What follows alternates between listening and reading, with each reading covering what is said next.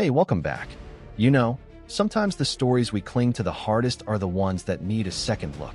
The ones that feel good to tell, that paint the world in clear, noble strokes. I was thinking about this the other day, walking through the city, passing by a little bookstore with a display in the window. There were two books side by side, one on Saladin, one on Richard the Lionheart. And the image in my head was immediate. Two legendary kings, facing off in the desert, a clash of titans defined by mutual respect and chivalry. It's a powerful myth. But what if that's mostly what it is? A myth? I'm Ibnul J. Farabi, and this is The Great Conversation, a podcast where we untangle the stories history tells about itself. Today, in episode 29, Saladin versus Richard the Lionheart, the myth of the chivalric clash. Let's set the scene. It's the late 12th century, the Third Crusade. After Saladin's stunning victory at the Battle of Hattin and his recapture of Jerusalem in 1187, Europe's most formidable monarchs rally to take the Holy City back. Among them is England's Richard I, the Lionheart. What follows is a three-year campaign, from 1191 to 1192, of brutal sieges, grueling marches, and pitched battles along the coast of the Holy Land. The popular narrative, shaped by centuries of romantic literature and even modern media, tells us this was a duel between two paragons of knightly virtue. The noble Muslim sultan and the valiant Christian king, locked in a struggle where honor mattered as much as victory. It's a compelling frame, but when you zoom in on the historical record, a much more complex and, frankly, more human picture emerges. First, we have to understand that these two men barely interacted directly. They never met face-to-face. They were commanders-in-chief, separated by miles, leading vast, cumbersome armies. Their communication was through envoys, letters, and the grim language of military action. The famous instances of chivalry are isolated incidents, often magnified by chroniclers for effect. There's the well-known story of Saladin sending fresh fruit and snow to Richard when he fell ill with fever during the siege of Jaffa. It's a gesture of astounding generosity and medical wisdom. But it wasn't just kindness between pals. This was also strategic. A prolonged illness could stall Richard's campaign or force a disastrous retreat, creating chaos Saladin would have to manage.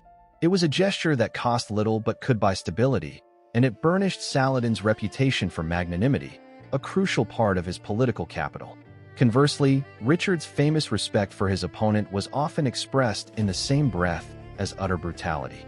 After capturing the Muslim garrison at Acre, Richard presided over the execution of nearly 3,000 prisoners. This wasn't an anomaly. It was a calculated act of terror to speed up negotiations. The chivalric ideal looks very different from the foot of a mass grave. This leads me to the second point. Their respect was deeply pragmatic. They were both outsiders, in a way, trying to control unruly coalitions. Richard, a French-speaking king of England who spent most of his life in Aquitaine, was constantly at odds with his crusading allies, Philip II of France, who left early, and Duke Leopold of Austria. He didn't fully trust them. Saladin, while revered, also faced immense pressure from his emirs and family, who were weary of the war and questioned his strategy. In each other, Richard and Saladin recognized a competent, central authority, a man you could, in theory, negotiate with. Their protracted peace talks weren't just about chivalry. They were the practical actions of two leaders who understood the limits of their power and the exhaustion of their forces. They were testing for a workable exit strategy. The myth simplifies this into a noble rivalry, but the reality was a gritty, exhausting stalemate between two brilliant but constrained generals. And finally, we have to look at how this myth was crafted long after both men were gone. In the Islamic world, Saladin's legacy evolved, but his piety and unification of the forces of Islam were the primary focus. In the West, however, the romantic image really took off in the 18th and 19th centuries, during the age of Romanticism and later imperialism. Writers and artists, looking for stories of noble savages and enlightened despots, latched onto Saladin.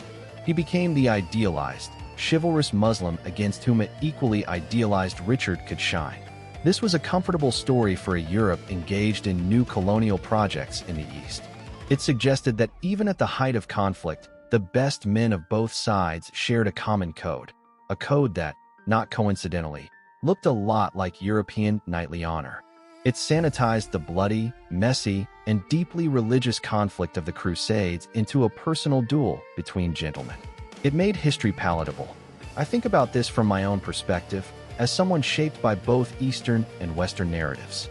Growing up in Bangladesh, Saladin was a name you knew, a symbol of Muslim resilience and justice. Later, living here, I saw the Richard the Lionheart of legend, the heroic king. The myth of their chivalric clash creates a bridge, a shared story. And there's a value in that. But we lose something crucial when we prefer the bridge to the actual, complicated landscape it spans. We lose the truth that these were flawed, pragmatic, and often ruthless men operating in a time of profound existential struggle. Their decisions, both brutal and generous, were rooted in the realpolitik of survival, faith, and legacy, not a storybook code of conduct. So, what's the takeaway from all this? It's not to be cynical or to strip away all nobility from the past. It's to recognize that history is rarely a simple duel between good and evil, or even between two equally noble adversaries. It's a tangled web of strategy, accident, personality, and propaganda.